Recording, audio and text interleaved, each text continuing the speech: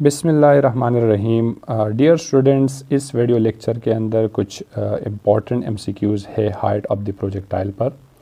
इसको सॉल्व करते हैं तो क्वेश्चन नंबर 1 गिवन है कि at maximum height the speed of the projection of projectile becomes. Maximum height पे स्पीड क्या होगा? तो देखिए, लेट्स सपोज अगर हम प्रोजेक्टाइल मोशन जो है या टू डायमेंशन मोशन कंसिडर कर देते हैं, ठीक है। तो इसी तरह से इस ट्रेजेक्टरी में, इस टोटल पाथ फॉलोड के अंदर ऐसा होता है कि जिस पॉइंट पे हम प्रोजेक्टाइल को प्रोजेक्ट कर देते हैं तो यहाँ पर एक मैक्सिमम वेलोसिटी हम दे देते हैं प्रोजेक्टाइल को, ठीक है।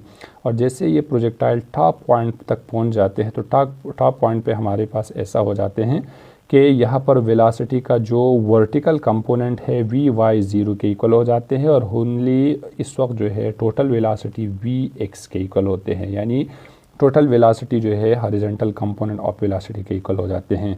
और ग्रेविटी की वजह से जितना भी ये टॉप तक जाएगा इतना वेलोसिटी क्या हो जाते हैं, डिक्रीज़ हो जाते हैं। लेकिन टॉप पॉइंट एक ऐसा पॉइंट है जहाँ पर यानी प्रोजेक्टाइल का जो वेलोसिटी है वो मिनिमम हो जाते हैं। और फिर जब आहिस्ता आहिस्ता से डाउनवर्ड जर्नी के अंदर अगेन जो है the projectile gain the velocity और स्ट्राइकिंग पॉइंट पे मैक्सिमम वेलोसिटी बन जाती है। तो प्रोजेक्शन पॉइंट पे और स्ट्राइकिंग पॉइंट पे मैक्सिमम वेलोसिटी, टॉप पे हमारे पास क्या होगा, मिनिमम वेलोसिटी। तो B is the correct option. Maximum height पे स्पीड जो है सबसे कम होते हैं प्रोजेक्टाइल मोशन का। क्वेश्चन नंबर 2 के अंदर बता रहे कि at maximum height the vertical component of projectile is. Maximum height पे यानी टॉप पॉइंट पे जो वर्टिकल कंपोनेंट ऑफ प्रोजेक्टाइल है ये बराबर होते हैं किस चीज़ के, 0 के इक्वल होते हैं। तो यहाँ पर जो करेक्ट ऑप्शन है बी है 0, ठीक है। क्वेश्चन नंबर 3 के अंदर बता रहे कि the vertical component of velocity of projectile is minimum. Vertical component of velocity of projectile जो है कहाँ पर मिनिमम होते हैं? तो जैसे इस डायग्राम के अंदर अगर हम कंसिडर कर दें, लेट्स सपोज यहाँ पर है हमारे पास इनिशियल वेलोसिटी V0। तो इस V0 के हमारे पास जो है दो कंपोनेंट है, V0 x भी है और दूसरा हमारे पास V0 y भी है। अब जितना ये प्रोजेक्टाइल जो है टॉप तक पहुंचेगा इतना हमारे पास कंपोनेंट के अंदर चेंज आता रहेगा। जो वर्टिकल कंपोनेंट है वो रिड्यूस होगा, हॉरिजॉन्टल कंपोनेंट बढ़ेगा, और फिर फाइनल हमारे पास एक पॉइंट ऐसा आ जाते हैं जहाँ पर टोटल वेलोसिटी जो है वो हॉरिजॉन्टल कंपोनेंट ऑफ वेलोसिटी के इक्वल होते हैं। यानी इस वक्त जो है यानी जो वर्टिकल कंपोनेंट ऑफ वेलोसिटी है वो नेग्लिजिबल होते हैं, 0 के इक्वल होते हैं, यानी यहाँ पर बहुत मिनिमम कम होते हैं, ठीक है। तो the vertical component of velocity of projectile is minimum at maximum height. तो मैक्सिमम हाइट पे जो है वर्टिकल कंपोनेंट ऑफ वेलोसिटी कम होते हैं। क्वेश्चन नंबर 4 बता रहे कि a projectile attain maximum height when it is projected at an angle of. Maximum height कब होगा प्रोजेक्टाइल का, कौन से एंगल पे होगा? तो देखिए, जैसे कि हमें रेंज ऑफ प्रोजेक्टाइल के अंदर मालूम है कि 45 डिग्री पे हमारे पास मैक्सिमम रेंज होते हैं, ठीक है। तो देखिए, लेट्स सपोज अगर हम एक प्रोजेक्टाइल को 45 डिग्री पे क्या कर देते हैं, प्रोजेक्ट कर देते हैं, तो 45 डिग्री पे हमारे पास मैक्सिमम रेंज होते हैं इस प्रोजेक्टाइल का। तो देखिए, अगर हम एंगल 45 से बढ़ा देते हैं यानी 90 तक कर देते हैं तो 90 तक हमारे पास मैक्सिमम हाइट होगा। अगर हम एंगल को 45 से कम कर देते हैं तो 45 से फिर हमारे पास मिनिमम एंगल होगा, बहुत ज़्यादा कम हाइट होगा। तो देखिए, अब यहाँ पर यानी 45 से 90 के बीच में हमारे पास मैक्सिमम हाइट होता है प्रोजेक्टाइल का। लेकिन यहाँ पर जो ट्रिग्नोमेट्रिक रेशो यानी जो हमारा एंगल गिवन है, एंगल 60 है, यानी 45 से ऊपर जो है ओनली 60 डिग्री यहाँ पर गिवन है। तो 60 डिग्री पे हमारे पास क्या होगा, मैक्सिमम हाइट होगा। यानी इन टोटल एंगल में सिर्फ जो है 60 डिग्री पे मैक्सिमम हाइट होगा। क्वेश्चन नंबर 5 बता रहे कि 2 balls are projected at 30 degree and 60 degree to the horizontal, strike the ground at the same distance.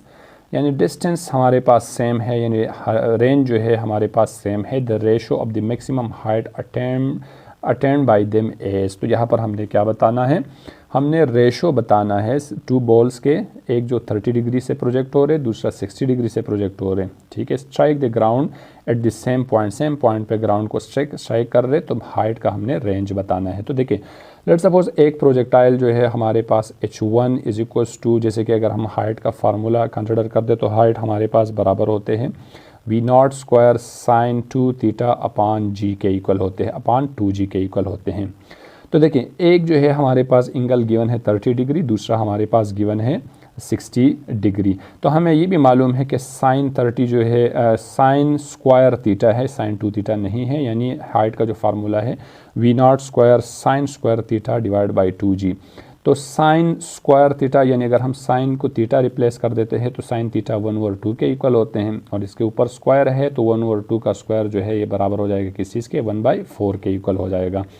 दूसरा जो एंगल है ये है हमारे पास 60 डिग्री, तो साइन 60 बराबर होते हैं √3/2 के इक्वल होते हैं। इसके ऊपर भी स्क्वायर है, अगर हम यहाँ पर स्क्वायर अप्लाई करेंगे तो ये 3/4 हो जाएगा। तो देखिए H1 के लिए अगर हम लेट सपोज ये वाला इक्वेशन लिख दे तो H1 हमारे पास बन जाएगा V0 स्क्वायर, और साइन 30 जो है ये बराबर है किस चीज़ के, 1/4 के। तो इसको हम 1/4/2g लिख लेते हैं, और इसका सिंप्लीफाई फॉर्म हमारे पास होगा 4 यहाँ डिवीजन में आ जाएगा, तो इसको हम 1/8 V0 square divide by g लिख सकते हैं। तो ये है हमारे पास फर्स्ट बॉडी, यानी जो फर्स्ट बॉल है इसका जो हाइट है 1/8 time V0 square upon g हो जाएगा।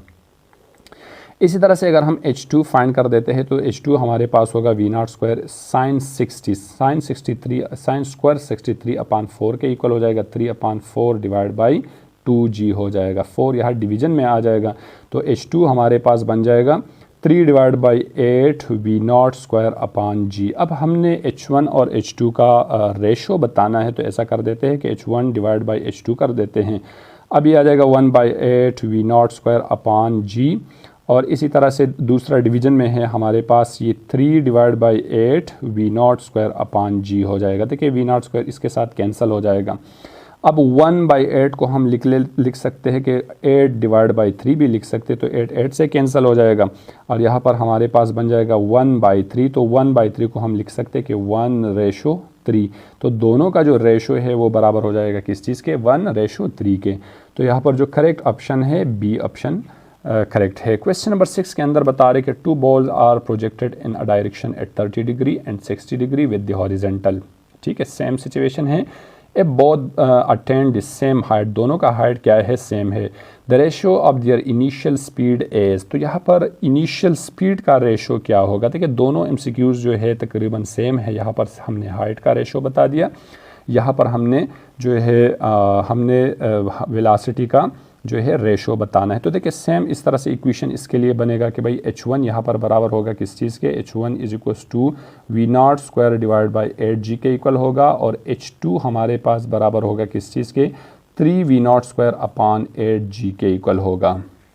देखिए हमने यहाँ से हाइट का यानी यहाँ पर हमने हाइट का रेशो बता दिया, और यहाँ पर हमने जो है रेशो बताना है वेलोसिटी का। तो यहाँ पर वेलोसिटी का अगर हम इस इक्वेशन को बना दें तो V0 इज इक्वल्स टू ये बन जाएगा हमारे पास, और दोनों किसी यानी दोनों बॉल्स के लिए जो हाइट सेम है H1 H2 के बराबर है, तो इसकी जगह पर मैं H रिप्लेस करूँगा, तो ये बन जाएगा हमारे पास 8GH। ठीक है, यानी 8GH, और स्क्वायर है इसी वेलोसिटी के ऊपर स्क्वायर है, तो स्क्वायर को हटाने के लिए मैंने रूट अप्लाई कर दिया। इसी तरह से दूसरा जो है हमारे पास H2 है, तो H2 के अंदर हमारे पास इक्वेशन बन जाएगा कि V0 is equals to 8GH upon 3 under the root बन जाएगा। ये दोनों वेलोसिटीज़ के हैं। ठीक है, ये फर्स्ट बॉडी की वेलोसिटी है इनिशियल, ये सेकंड बॉडी की वेलोसिटी है।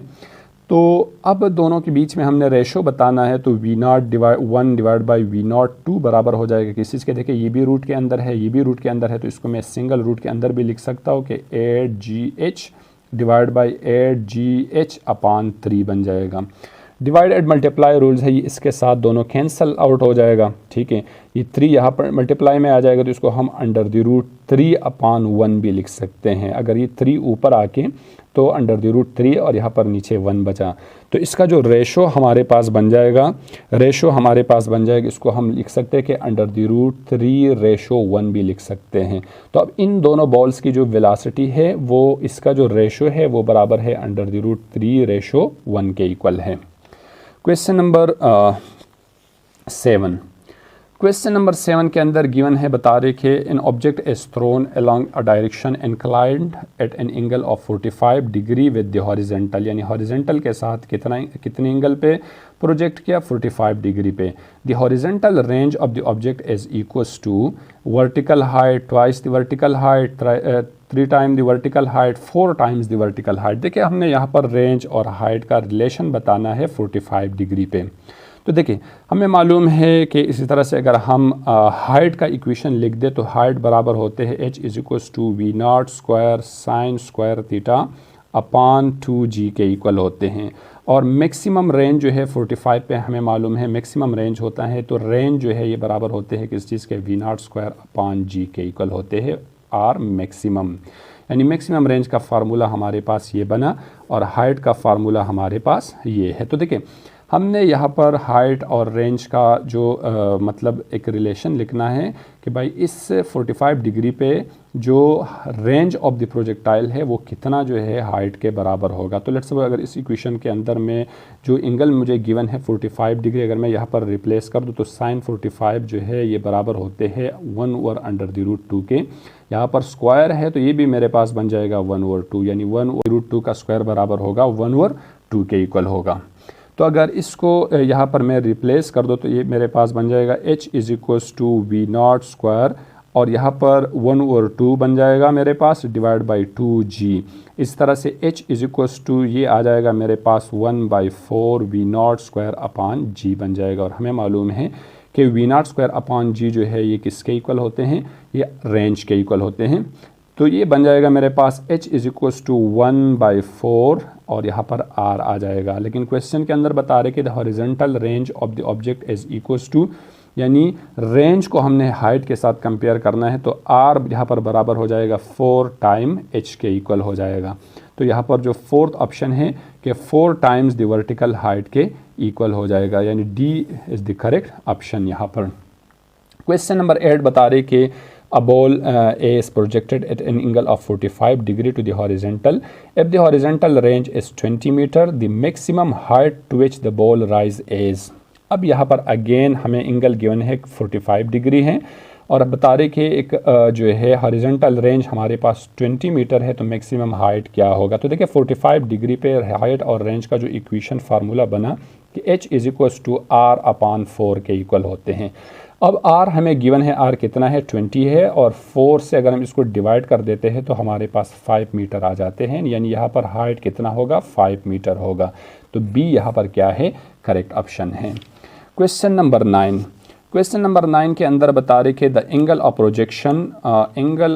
Projection of projectile is 30 degree, the ratio of the horizontal range and the maximum height is। Angle of projection हमारे पास 30 डिग्री है, तो हॉरिजेंटल रेंज और मैक्सिमम हाइट के बीच में रेशो क्या होगा। तो लेट्स सपोज अगर हम कंसिडर कर ले कि भाई h बराबर है किस चीज़ के, r के इक्वल है। अगर हम दोनों की इक्वेशंस एक्सपेंड फॉर्म लिख दे तो ये आ जाएगा हमारे पास v naught square sine square theta upon 2g और r बराबर होता है, यानी r का इक्वेशन है V naught square sine 2 theta upon g हो जाएगा। और यहाँ पर हमें एंगल क्लियर है साइन थीटा, तो साइन थीटा साइन यहाँ पर एंगल गिवन है theta is equal to 30 degree और हमें मालूम है कि साइन 30 जो है ये बराबर होते हैं 1/2 के इक्वल होते हैं। अगर मैं यहाँ पर 1/2 रिप्लेस करूँगा तो मेरे पास, और यहाँ पर इसके ऊपर स्क्वायर है तो ये हो जाएगा वी नॉट स्क्वायर, तो 2 का स्क्वायर 4 हो जाएगा और 4 2 से मल्टीप्लाई होके तो ये 8g बन जाएगा इज इक्वल्स टू। इस तरह से अगर इस इक्वेशन पे साइन 2 थीटा है, अगर मैं यहाँ पर यानी साइन 2 थीटा 30 रिप्लेस कर दूँ तो ये 2 multiply by 30 is equals to 60 हो जाएगा और साइन 60 जो है ये अंडर द रूट 3 अपान 2 के इक्वल होते हैं। तो इसको मैं लिख सकता हूँ कि V naught square under sine 60 बराबर होते हैं किस चीज़ के, sine 60 is equals to under the root 3 upon 2 के इक्वल होते हैं।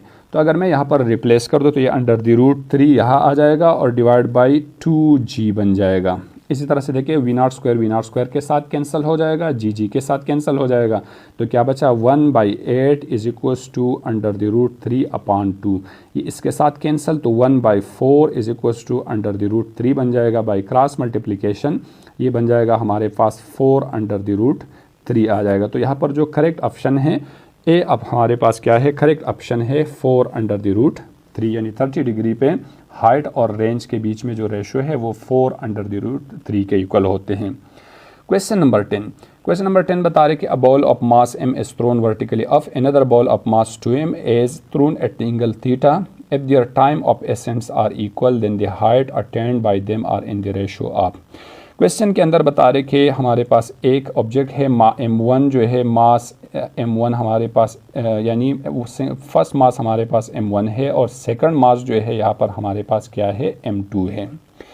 अब if their time of ascents are equal यानी टाइम ऑफ फ्लाइट हमारे पास क्या है दोनों का सेम है। जब टाइम ऑफ फ्लाइट दोनों का सेम होगा तो यहाँ पर बता रहे then the height attained by them are in the ratio पर दोनों का हाइट क्या होगा। जब टाइम ऑफ फ्लाइट हमारे पास सेम है तो यहाँ पर दोनों का हाइट भी क्या होगा h1 बराबर होगा किस चीज़ के h2 के, यानी इन दोनों का रेशियो पर हमारे पास होगा 1/1। जब टाइम ऑफ फ्लाइट सेम है तो दोनों का हाइट भी हमारे पास क्या होगा सेम होगा, तो ए यहाँ पर करेक्ट ऑप्शन है। क्वेश्चन नंबर 11 बता रहे कि the angle of projection for which the maximum height and the horizontal range of projectile are equal as. देखिए हमने एक ऐसा एंगल मालूम करना है जिस पे एंगल ऑफ प्रोजेक्शन हमने फाइंड करना है जिस पे मैक्सिमम हाइट और रेंज आपस में बराबर होते हैं। तो हमें मालूम है कि h is equals to R और h का फार्मूला है v0 square sine square theta upon 2g।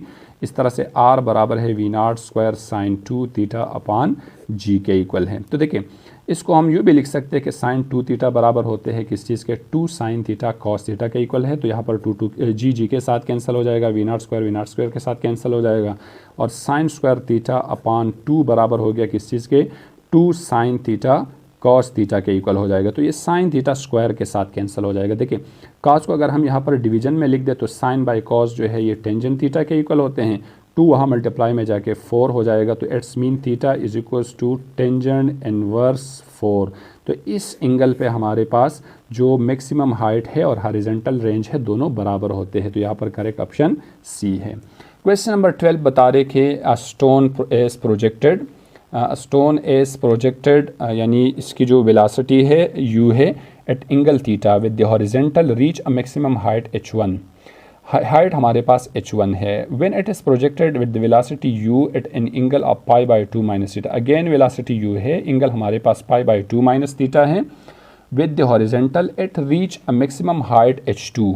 अब h2 हाइट पे पहुंचा। The relation between the horizontal range of the projectile with h1 and h2 is given by. देखिए अब यहाँ पर हमने जो रेंज का फार्मूला है हमने इसको हाइट h1 और h2 में कन्वर्ट करना है। तो देखिए रेंज का फार्मूला हमारे पास है कि r is equals to v0 square sine 2 theta upon g के इक्वल है। अब इसको अगर मैंने हाइट में कन्वर्ट करना होगा तो ऐसे हाइट का फार्मूला मेरे पास है v0 square sine square theta upon 2g। तो सबसे पहला मैं ऐसा करूँगा कि इस साइन 2 थीटा को एक्सपेंड करूँगा तो ये आ जाएगा मेरे पास v0 स्क्वायर या 2 साइन थीटा कॉस थीटा हो जाएगा डिवाइड बाई g।